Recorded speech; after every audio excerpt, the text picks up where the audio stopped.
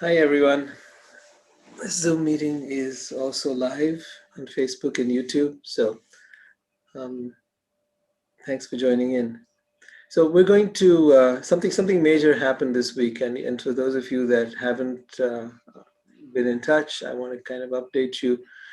Last Tuesday, which was the 23rd of February, my father passed away, and I was in India at the time. I'd come here because he was very sick. He was in the ICU, and I was able to be there for him in those last moments. I think in the very last half hour, we sort of had noticed that he was fading and his vitals were dropping. And so the entire family gathered around, and I was there holding his head, cradling his head, and we were all singing mantras, hymns, Hare Krishna mantra to be specific. And as we sang, gradually within about a half an hour, his life passed away from his body. So it's been after that there have been all kinds of rituals for cremation, which is not done is done actually in on a wooden funeral pyre, the way it was done in ancient times, with a combination of regular wood and then sandalwood being placed all over the body, and different herbs to bring fragrance, and then different things to release the soul from the body, including taking the ashes to the river Ganga. All of which I've put up on my Facebook page. If you go to my personal page, you'll be able to see it there. It's been quite a journey this past week, and I wanted to share with you some of that, and also share with you some of the text from the Bhagavad Gita, because this is the Bhagavad Gita online course. And although we've done chapter 2, but chapter 2 is really where it's talked about. So because it's alive and vibrant, because that topic is here and now, I thought let's revisit it and let's talk about something that most people rarely ever talk about in their lives, and that is the journey of life and the journey of death. So if you're ready for that, this one's going to be an interesting meetup today. Also want you to know that there'll be the meetups will continue. Even on that day, on Tuesday, when my dad passed, it was the day of the meetup. So I, I made sure we had it on. I couldn't attend, but I had someone from our group, Rima, actually, very kindly stayed awake and helped out, letting everybody know that that we weren't able to be there. Likewise, on the 16th of March, also Tuesday, I'm going to be traveling back from India to the US, and so that meetup will be canceled. So that's a couple of weeks from now. But for now, thank you for being here.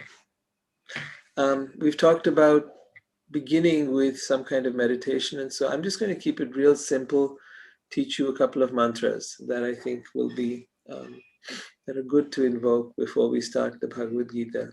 So the first of which is, before I start, I've also been reading the Bhagavad Gita every day.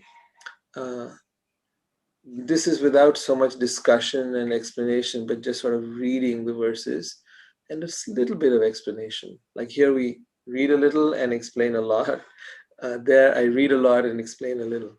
So that's been going live on YouTube or my Facebook page if you're there, and you can see it. Follow along if you like. It's not a Zoom call, so it's not much, because there's not much discussion in that. It's in honor of my father's passing, so I'm going to do the entire Bhagavad Gita over a period of 8-9 days, continuously every single day. So that's that, and let's get started. Om. So this is Om Namo Bhagavate Vasudevaya. Just invoking Vasudev Krishna to be present here during this time. So we recite it like this. Om Namo Bhagavate Vasudevaya. Om Namo Bhagavate Vasudevaya. Om Namo Bhagavate Vasudevaya. All right, let's get started. So the second chapter of the Bhagavad Gita really is a summary of the Gita. And for those of you that are new, I know that Brent is new today and a couple of other people might be. Shira, thank you for coming and joining us. I think in this group, I think for the first time. Shira's joined us before. Thanks for being here. And thanks to all of you that have been so committed and who have been so loyally here. Thank you so much. It means the world to me to have you here and to have all of us together. So the second chapter, as I was saying, is the sort of summary of what lies in the Gita. And Krishna is speaking with Arjun, and Arjun's very confused about fighting in a battle. And it's right at the edge of the battle, is about to start, and Arjun's like, hey, I don't want to do this thing anymore. I want to just back off. So Krishna begins to explain to him about life and death, and I think he says some really powerful things here. He starts off by saying,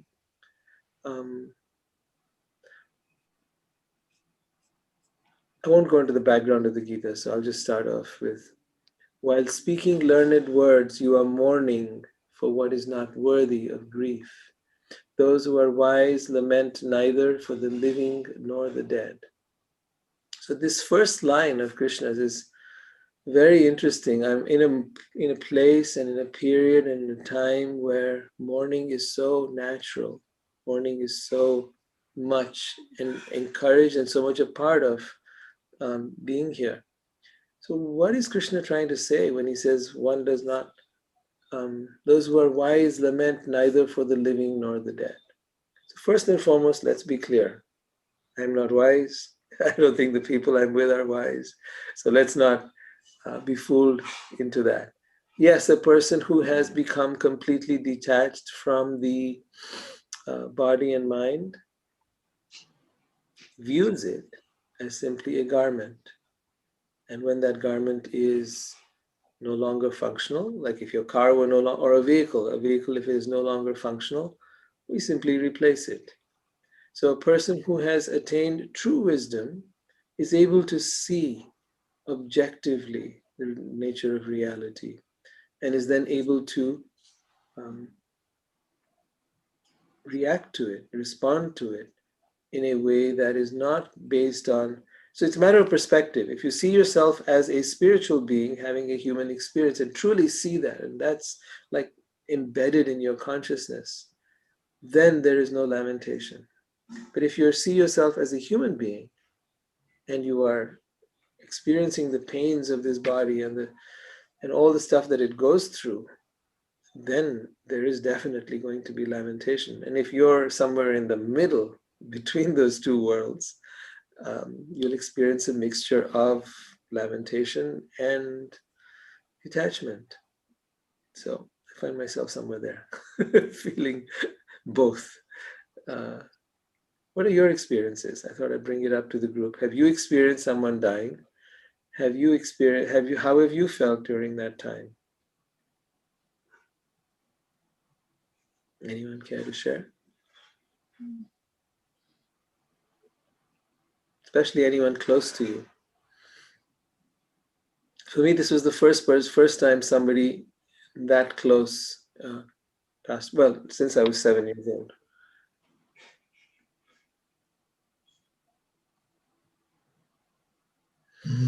My granddad, Mm-hmm.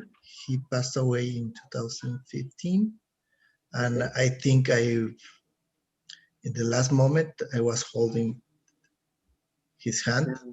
Mm-hmm. It was a very, was a very non-word experience, because Nonverbal, yeah. he looked at myself, and then he vanished, and then all the doctors came, and that's Mm. why that was very Then he vanished. Do you want to tell us a little bit about that?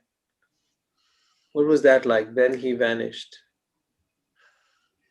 was hard, because he looked at myself directly to my eyes, Mm. and then, like,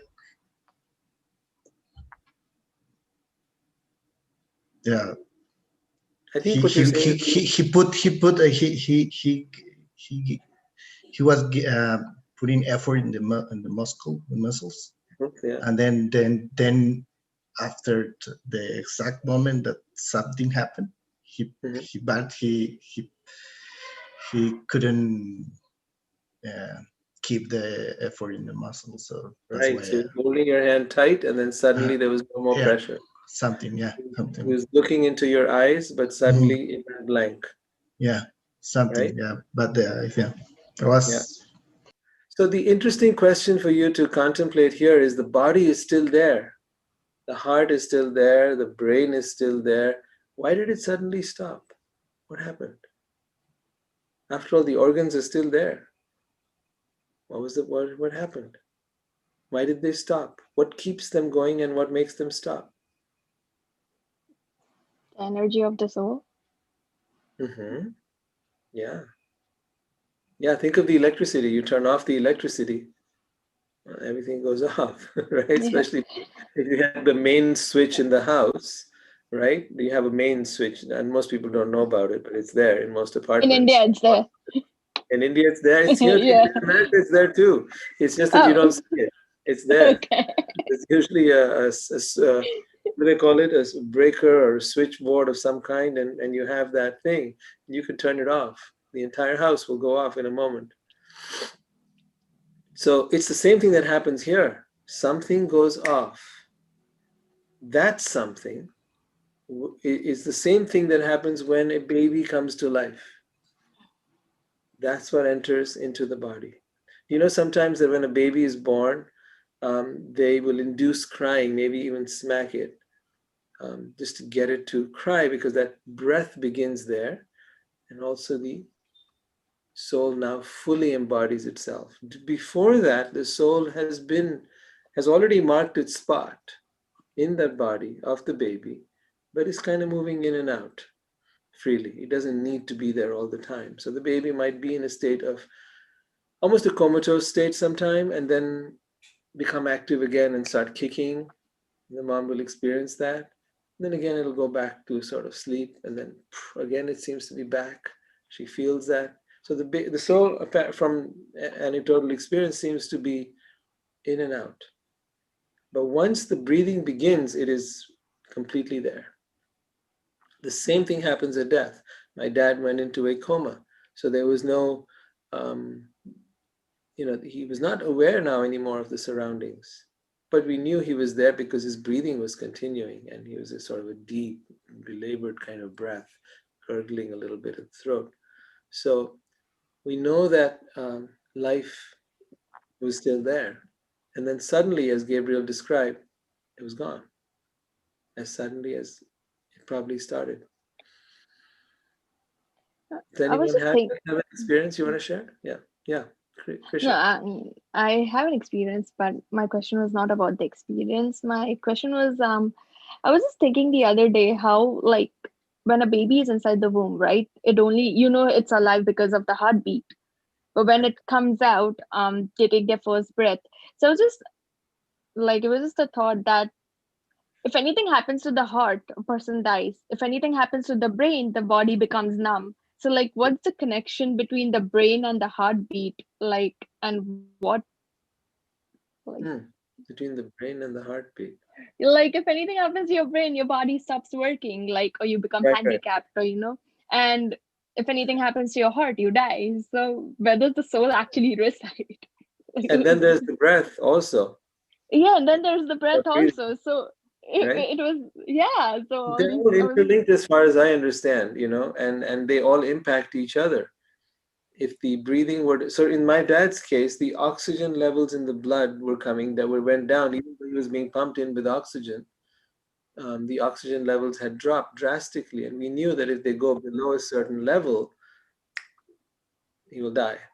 That's why I think Apple came out with this oxygen meter on their watches, because I didn't know the importance of this thing. And I was like, why are they coming out with this oxygen reading thing in their latest watch? Well, it turns out, and I had direct experience of it, that if the oxygen levels become too low, your body stops functioning. Oxygen levels in the blood get too low. They were reading it off his finger. the pulse as well as the oxygen levels. So it's a real thing. And all these factors are important for the body to keep running. But your bigger question is this: if the body can exist without the life force that was present in it, then who was the person that's laying there? Is the person still there, or has the person left? And if the person is still alive and well, then what are we mourning for? Yeah, sure. Rohi, I haven't seen you in so long. To see you, This is yes. such an interesting topic, yeah, on Right. so many levels. But Mm-hmm.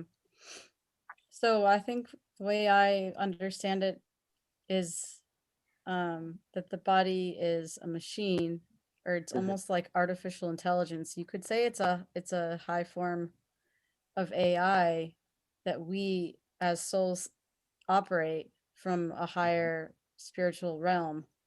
And Mm-hmm. so at all times our higher selves are connected to our our human selves. And I think at some point, if somebody's badly wounded, or if they had trauma, or what did you say had happened to your father? Well, actually, a lot of things happened, but at the last stage, he'd gone for the last 2 days, he was in a coma. Oh, But coma, sorry, I there's couldn't other remember the stuff that word. happened earlier, yeah. So if Yeah. they're I think if they're in a coma, um my guess is that like they're sort of watching more than they are like actually in the body. I Right, think if they know that the body can't um hold them any longer, I think they probably start letting go. That's my guess. right. Um but it's interesting because there's an author, Michael Newton. Have you read his books, Journey of Michael Newton, Souls? yeah, Life Beyond, Journey of Souls, and yeah, he talks about Yeah. the what is called life between lives. Yeah, he talks about the super interesting idea that the body, what is the body before the soul enters it? That, I Hmm. think that's what you're asking, because we're mourning a vehicle that someone we loved was living in or operating, and we're also mourning their soul. So it's kind of like a double In a thing. way, if you knew that person is alive and well, in fact, they're happy and they're celebrating, you wouldn't be mourning. They're celebrating because they're now free from the pain that they were in. So there's actually celebration. I've taken people through that process which you're describing with Michael Newton, in the process of going and seeing through regression, seeing what happens when the soul leaves the body.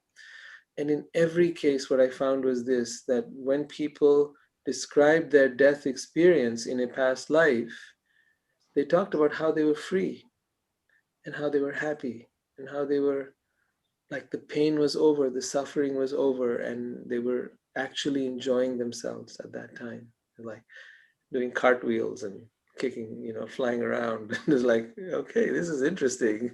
I get to do this. Hmm. But it's the people who are left behind whom miss their presence. They're the ones who are in mourning and who are suffering. So it's natural. It's a human experience. We've been having a human experience with each other, and now suddenly the person who we were interacting with is no longer there. So there is a human part to us that misses that used to see that, experience that, and now misses that. And then there's another part of us that lives in a different, that has a different awareness. And that awareness is that, hey, you're just the soul. I'm not, you never die. So that's the next thing Krishna says here. He says, never was there a time in the Bhagavad Gita. This is the next thing he says, this is chapter 2, text number 12. Never was there a time when I did not exist, nor you, nor all these kings, nor in the future shall any of us cease to be. As the embodied soul continually passes in this body from childhood to youth to old age, the soul similarly passes into another body at death. A sober person is not bewildered by such a change. Sober meaning someone who is So, self-aware. Yeah, I, Mariah. yeah, I had a question because Sure. Your voice is breaking up. So I'm going to give you a brief little story, and then so when my mother died, Mariah, your voice is breaking up. Try and get closer to the Wi-Fi. can you hear Yeah, getting better. No, still No, breaking up. might be better now. It's okay. I don't have good internet. Try doing one thing, Mariah. Try calling in. Use your phone as well. You can call in on your phone. No, I think it's just a poor internet connection. Can you hear me? Yep. Okay. But your Rowan, phone I think might it's my work. internet connection. It's okay. Oh, I don't think my connection's good, so I will. Yeah, so just keep on going, and I'll call in, and then we'll see if I can get in. Yeah, see if you can call in. That'd be great. Does anyone else want to say something? Right. Yeah. I want to share something. It's more like spirit intervention, like when like your loved ones pass away, but then they visit you in your dreams. Mm-hmm. Yes. Yes. So my aunt, she died of cancer this past January. Yeah, December or January, and she died due to cancer. And I was really close to her when she was living with us in US, but then she moved back to India.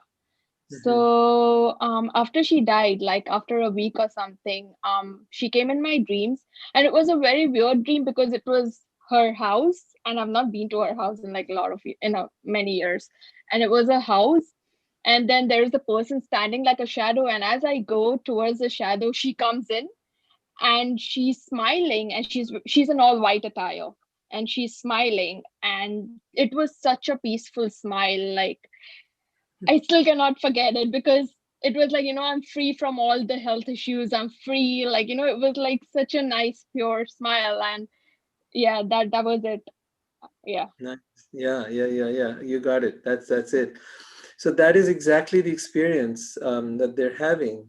And I think if we look at it from their perspective, that person's perspective, they're good. They're in a good place. And people say that it sounds like a euphemism, like we're just trying to, oh, you know what, they're in a good place. But they actually are. Yeah.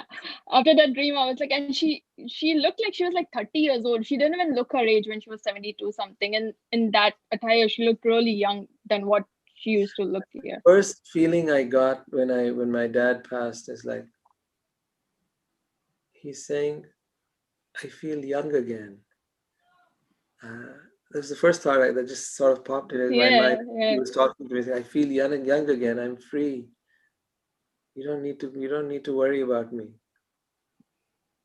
And then other people, over the course of the next couple of days, different people came up with different thoughts they felt that he'd said to them during that time. So you do have that happening. Once a person passes, you'll often feel different people in the family or who are close to him, or some people who are not even close to the person. Sometimes will come up with things. Hey, I had this dream, or I had this thing. And I do believe the souls are able to communicate at that point still, before they move on. Mm. A lot is done in the Vedic system to help the soul move on so that they don't get attached to the body. So the first is they burn the body so that the soul does not remain attached to that body. That's the first thing. Then they purify the house. So we did a whole prayer ceremony in the house with Havan, which is a fire, and with mantras and all that stuff, and prayers, and to help the soul leave the house, to leave the body, to get free of their attachments so that they may move on to the light. It's the attachment that keeps us back here. We're either worried about our loved ones. We might be worried. You might be attached to some of your possessions. Some people don't want to give up their possessions even after they leave their body. They want to kind of hold on to stuff. My car, my TV, my favorite little trinket that I got from Europe when I was on holiday. I don't want to leave that behind. So yeah, we have attachment is the big thing. There's the attachment to the body, there's the attachment to our possessions, there's the attachment to our loved ones. But ultimately, when it comes to attachment, you stop and ask yourself, if I'm going to leave everything behind, then does anything really belong to me? Or do I just have it for a short while? It Because goes back to our attachment is last that thought. this is mine, right? Attachment says, this is mine. Attachment says, um, me, this is me, and this is mine. The stuff that I have, my house, my car, is mine. My loved ones, my wife, my husband. But if we leave it all behind and we move on from here, then is anything really ours? Didn't everything that we have come, including our body, come from the earth, come from nature, come from God, whichever word you want to use for it? But it was given to us. Even this body was given to us. We did not create it. The things that our house is made of, or your car or TV or whatever, the substance, the raw material already existed. Then people took it, played with it, turned it into something, and sold it to you. Okay. But that which came from here stays here, right? It doesn't go with you. So then, is it really yours? Is anything really yours? Is anyone really yours? Point to contemplate. What do you think? Mariah, you're back and with your phone, so I think I would love to hear your story as well. But let's put out the question first, and then you can come in next with your story. And welcome Martine as well, and Swati, and Ken. Would you repeat the question, please? So if you're going to leave, if everything you have is left behind, is anything really yours? No, but it doesn't matter because we want it anyway. So we're going to take what we can get as Right? often as we can. Right? And hold on to it for as long as we can. Yep. Right? That is true. We're going to do what we do. There's no doubt about that. And yet the wise wisdom is to start to question what we do. Does what we do lead? So the real criteria is what I'm doing leading me to more happiness or to more suffering? So yeah, we will do what we do. But is it leading to more happiness or more suffering? Is it serving me or is it not? In the long run. Because I'll take the criteria for serving me as, is it leading to greater suffering or is it leading to greater happiness, freedom? What do you think? I don't think you ever know exactly because, like, remember that story about the farmer whose son falls off a horse and get his leg broken, and another farmer says, "Oh, I'm sorry, it's horrible. That happened to your son." He goes, "Well, we'll see." And then the next day, the army comes through and they're looking for people to grab to fight for them, and they pass by him because he's got a broken leg. And the story goes on, and I forget all the details, but that's really true. I mean, in any present moment, like what does something mean, and am I going in the right direction or am I not going in the right direction? And right here in the moment, it's difficult to tell. Right. But here we're talking of something that is an utter finality. I will say that you're right about all of that. We never know the meaning or the true value or the true benefit of a thing. We often way after it's happened, and that is very true. And I mean, even someone may pass, and you may say, "Oh my God, that was a horrible thing that happened," and yet that very passing may be the very thing that helps someone else get free, because they were attached to this person. But or maybe see themselves in a whole different light, or any number of things can arise out of that. But I'm looking at it from a different perspective. That is that when there is a finality, everything you owned and everything you said was yours, you leave it behind. Then is anything really yours? That's the question. And if you happen to come to the conclusion that it's not, then is your attachment really serving you, or is it causing you pain? Because you'll see that people who are even, because no matter how much they have, their attachment doesn't stop. No matter how long they've lived, the attachment for the body doesn't stop. Uh, Even in their 90s, and they've become old and their body has withered and is completely no longer serving them, yet the attachment doesn't stop. And then comes the time where you've died, and then your soul is kind of hanging out there, and you're still attached. Your body's in a grave, and you're still attached. So you see how deep it can go. We hear of people hanging around graveyards or in homes that they used to own, not moving on. Attachment. So the Vedic system, especially here in the Bhagavad Gita, talks about practicing detachment, practicing the awareness that I am not this body, I am not my possessions, I am not my mind, I'm not my thoughts. And then realizing the freedom that comes from that, the sense of letting go. Because letting go is not just about letting go, but it's also about letting yourself open up another door, another dimension that was not initially available to you. You see, as you hold on to the world, so I'll give you another story here. Just as Brent came up with a story, I'll give you another story. The story is of a monkey. And this monkey puts his hand inside, he comes into someone's house and he puts his hand inside a jar to take out whatever sweets or something that were in the jar. And he wants that stuff so bad that he's holding it. His hand is in the jar, and he can't get his hand out of the jar again now. But he won't let go what he's holding on to, right? He won't let go. So if he would let it go, his hand would slip out. But he won't let go of the stuff that he wants. He wants that's the candy or whatever it is in the jar, right? So he's holding it, and he gets caught as a result. He gets trapped because the jar. He's like, yeah, he's not using his head. We're the same. We get trapped in the world because we're holding on to everything, right? Our possessions, our loved ones, our body, our thoughts, our mind, our emotions, our life story. We're holding on to all of that.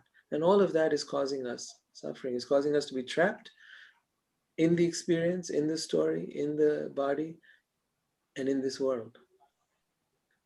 And so I feel really it's a gradual practice that you do on a day-to-day basis, remembering I'm not the body, I'm not the mind.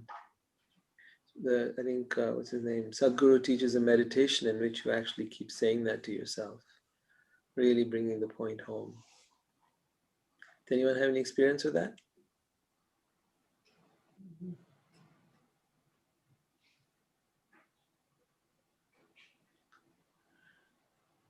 Hi, Rohit. Hey, Mariah, you want Oh, to come on? Shira. Is Oh, Mariah Shira. talking? Oh, she didn't No, no, no, tell no, her no. story yet, or? Going by voice, yeah. Hi, Shira. Yes, go ahead. Go ahead. Oh, You. I think in the beginning you said something about perspective. Did you? Mm-mm. It's always in the room. Um, so what you just asked made me, think again that when a human being has the perspective that they're not the body, Mm-hmm. but they're just, occupying it temporarily, um, I think that allows for somebody to be less attached to the physical realm. So, um, but I do think that, getting back to your other question, I do think that the soul also mourns the passing of their body because, depending how long they lived in it for, maybe if they lived a really long life, I would think they would mourn, you know, the vehicle that they lived in. Like if you lived in a house for 20 years and had to move, you'd be mourning that you didn't want to leave your house. So I think Right. it's kind of like that. Um, I think having the perspective is very important.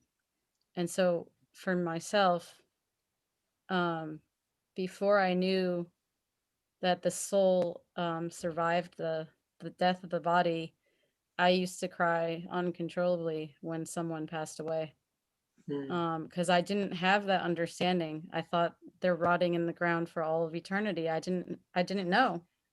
Right. Um, and then interestingly, like after that happened, when my grandfather passed away, I think my grandmother lived a couple more years. But by that time that my grandmother passed away, I knew she was up there and she was okay and she was eternal. And it just changed my Mm. world, because then I was praying for her, her soul to go home safely and all of that. Whereas when my grandfather died, I just was like beside myself for the whole day, you know. Mm. And also going back to every other funeral that I've ever been to, I was Right. always crying like crazy, almost like embarrassed.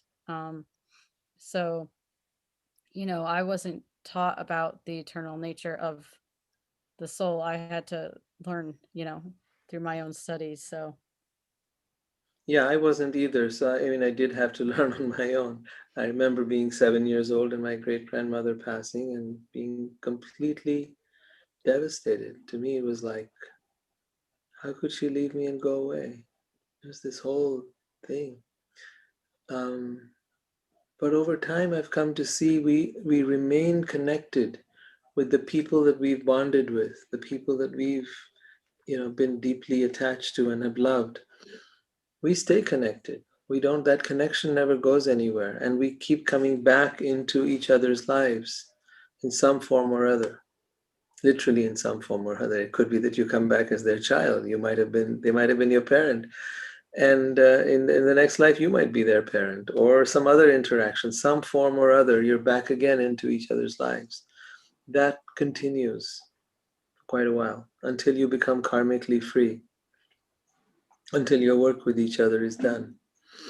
But I think it's a great gift we bring to each other, the people we have in our lives. And that's why I think that especially healing the relationship with the parents is a big deal. For those of you that are still in animosity with your parents or are still angry with them, because I was angry with my dad for most of my life. And it was a deep anger. It was like, to the point of disgust, hate, that kind of feeling. And then in the last, it was 2003, so that's almost 20 years ago, I was able to really come to a healing in that relationship. And I think that that healing had a big impact on my spiritual growth after that. A sense of calm, a sense of peace. So many things sort of shifted inside that was starting to take place, but really that relationship needed healing before I could move further.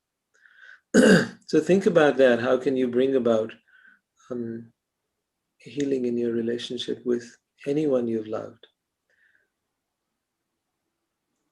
Mariah, you had something to share.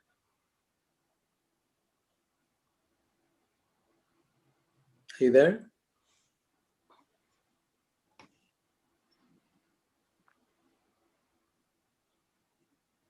Mariah, you're on silent. I don't think you're gonna. Ah, we got you. I hear you Got me? now. Okay, good. Yes, yes.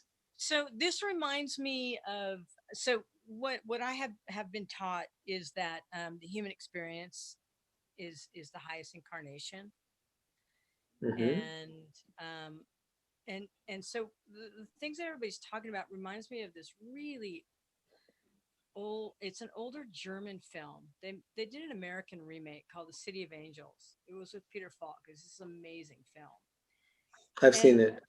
yeah, and so they depicted the angels as actually almost being envious of the human experience because they were in a state and humans could feel. And even Mm-hmm. if you were suffering or if you were feeling joy or love or deep grief, you were feeling. And those thoughts to me, uh, they really make me wonder about, because we're all talking about the assumption that we all come back as human beings first off, um, right? And Right. second off, that but I think the human experience is so profound because we do feel, and so Mhm. I mean, when I heard that it was the greatest incarnation, it made sense to me, and that when we move on into a different realm or even come back for another round, we don't know what that's going to be. And so the fact that we're here and feeling and having the ability to have heart and mind engaged in a very conscious way in this lifetime, to me just feels so incredibly precious. And so the story I was going to tell was when my mother died, I was holding her hand and she came out of her coma. It was almost like she jolted forward a couple of times, almost like she wanted back into this life and knew she was transitioning. And it really deeply struck me because it you could argue that it was attachment. You could also argue, well, and certainly it was, but that this experience that we're having is just so profound. And Yeah. yeah, so So that's a big point you're making. The Vedas actually say that very clearly. They say that this human life uh, is. Just a moment. I'm having a bit of interesting stuff going on over here. Um, yeah. there we go. They say that there are 8,400,000 species, of which there are 400,000 different types of human species, and of which, out of all of those, it is the rarest, the highest form of the soul's evolution that you come into the human species. It is equally possible to fall back into the to an animal species as well. We are not guaranteed of a human existence when we come back again. That is to say that if you have been pursuing a spiritual path, and if you have been making use of the human life for spiritual purposes, then you are using what it was designed for. But if you are not using the human life for what it was designed for, there are chances that you may not make it back as a human being. It's not a guaranteed thing. So I think it's important to pay attention to this fact that we take for granted that, oh, we're just going to be back. No, not necessarily. Not necessarily. I found a really nice picture I want to share with you guys. Yeah, here it is. And this is a, let me just share this with you. A second. You'll get a laugh out of it. So this is, Darwin's evolution, right? We go from his idea that we went from the ape to the human, which I completely disagree with, but we'll come to that. And then now, if you watch how most people are going, maybe we'll come down to being a pig next life. So, can you see the picture? Yeah. Okay. So yeah, there is that possibility. If you live like a pig, is it possible that you become a pig? Um, I, right. Mm-hmm. I actually thought that there are cycles. Like once we are animals, we become animals, and then we go further. And if we are humans, we only come back into humans. No, you sort of move through a bunch of different species, and then you work your way up into the Oh, human form of life. See, every living being, you start with the understanding that every living being has a soul. That very thing that Gabriel talked about suddenly, which was gone, that was the soul. The soul had left the body, right? Shira mentioned as well how the soul leaves the body, then the body is left behind. So that very soul, that is neither human nor animal nor anything else. It can go into any form. yeah, true. What form you will go into, the Bhagavad Gita says this very clearly. He says, wherever and whatever your mind is fixed upon at the time of leaving this body, to that state you shall attain. It's not referring to the mind per se, it's referring to consciousness. What is your level of consciousness when you leave this body? Which is why when my dad was passing, we tried to elevate that level of consciousness by creating a certain environment around him by chanting, by doing mantras, by praying, all of that. And we continue to do that in the days that followed to help the soul transition. However, that's just giving it a jump start. The real level of consciousness is what you've attained in the course of living your life and where your consciousness is at. So how do you know a person's level of consciousness? You'll see the way their thoughts are, the way their actions are, what they're immersed in. You're immersed, where your mind is immersed is where your consciousness is at. Right? It's not something mystical. Where is your head at? What are you thinking about? And then that will determine how you're responding to the world, how you're responding to the events that occur in the world. That's a clear indicator. That's why we talk about in relationships, they're a clear mirror that shows you where you're at. What do you mean where you're at? Where your consciousness is at. Is that person able to trigger you? Have you cleared out some of the things of your past? Are you now in a place of the new you, a new clear version of yourself? Right? Are you a nuclear version of yourself or a nuclear version of yourself? Nuclear version of yourself meaning an explosive version of yourself, reactive to everything, or are you a new clear version of yourself? Well, I made that up right now. Yeah, but I really loved the way y'all did it. I was like, I hope even I die in that way. Like it was really, Yeah, I hope I it go was that way really, too. yeah, yeah. I was like, wow, I want to die in such a way. That Right. was my expression. But the way to ensure that is to live your life in such a way that your consciousness is at that state where as you're leaving this body, you're not in a place of fear, but almost in a place of meditation. You're in a place where where your connection with the divine, with God, is just there, and you're like, ready. I'm ready. Take me. And Dad's last words were also where he was calling out to God. Now he may be, he was saying, Prabhu, Prabhu, oh God. I feel he was feeling that the time had come and it was time to go. But I think for all of us, it's important to keep in mind that that's where our thoughts, our consciousness, our mind needs to be focused at the time of leaving. They say that when you're dying, your whole life flashes in front of you. Have you heard that? I've And a heard lot of people after. do. Yeah, a Yeah. lot of people experience that. But why does it happen that way? So that you can be a spectator of your own life, I guess. Right? And that also sort of like, and see what that does. It sort of like summarizes your consciousness. It almost brings you to that place that this is the vibration with which you're going to leave the world. And that vibration with which you leave the world is going to determine where you go next. I hate to do this, but I got to ask the question of, Sure. or just say, like, this all seems like a little unfair because you never know, like at any given moment when you're going to die, and you don't really know intuitively Right. that you are a soul and you're going to incarnate. You may come back as an animal. I mean, Right. most people are walking around, they don't know that. They Okay, don't know. so, but nevertheless, supposedly it's true. And I'm thinking if we all knew that this was true, like we know we're here looking at the screen on our computers. I mean, Right. if we knew that, then that would change the way we acted. That would change what we would do in our lives.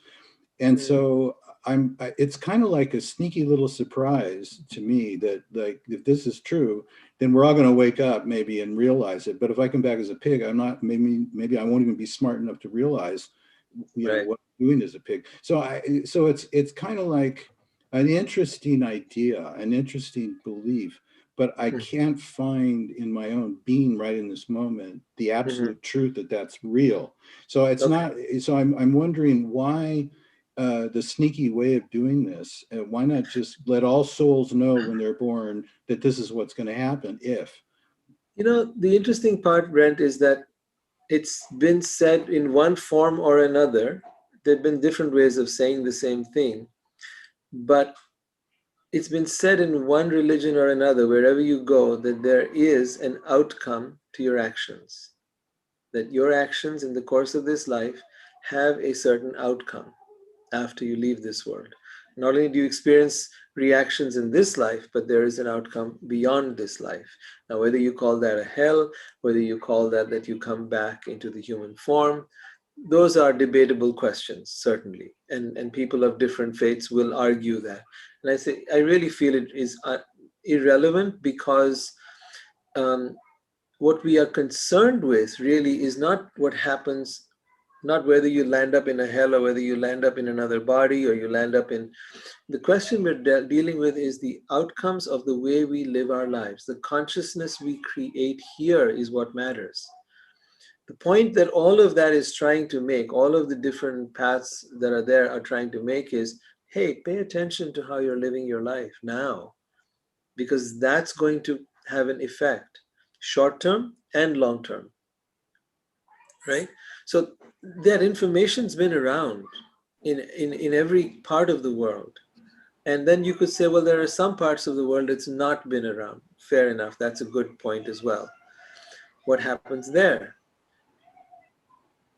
I think if you go deep into that, like if you strip away all of our knowing and all of our learning, and you come to what you were talking of, Brent, our intuitive self.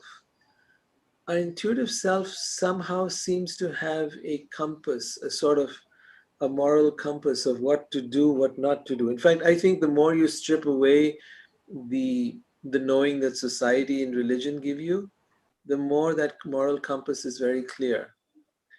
Um, to give you an example, the an Aboriginal person or a Native American person, for that matter, would only, first and foremost, if we consider that they were not agriculturists, that they were just living by killing other creatures, even then, they would not kill the way our educated people do today, where they have slaughterhouses and do all the kind of stuff.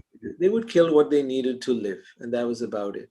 They would not do more than that, right? So there was the intelligence of one who lives in the land and has no education is often more refined. They have a moral compass within them of what is right and what is wrong. Now we've tried to bring that in through society, we've tried to bring that in through religion, and sometimes we get a lot of those messages messed up. So I'm not going to say that it is necessarily true that we will go into an animal species, or it is not. Not a point I want to necessarily get into. It's possible, it's not. What I do know is there are consequences to our actions. What I do know is that there are different kinds of bodies. And what I do know is that there is something that lives in the body and leaves the body at the time of death. Is it possible that that thing which leaves the body, which is the soul, could go into another human form or another animal form? I'd say it's a possibility. But I'm happy to agree to disagree, or for you to disagree. It's perfectly all right. And it's a question to contemplate. I think that what we need to look at, the more important part, is, am I living like in a way that is helping me evolve and grow as a human being, or am I degenerating myself by living more like a pig now, here, eating junk foods and eating crappy stuff? Am I kind of debasing what I have? I think that's the more, there are things we cannot know, that we cannot prove, and there's no point going there, or at least, but there are things we can prove. If I'm treating myself badly, my body badly, and living in a piggish kind of way, then I'm harming myself here and now, right? But if I'm using this life to learn spiritual truths and try to understand things that will help me become free from the world, and if I'm experiencing those symptoms, my more peaceful mind, then I'm experiencing the benefits as well. Does that make any sense?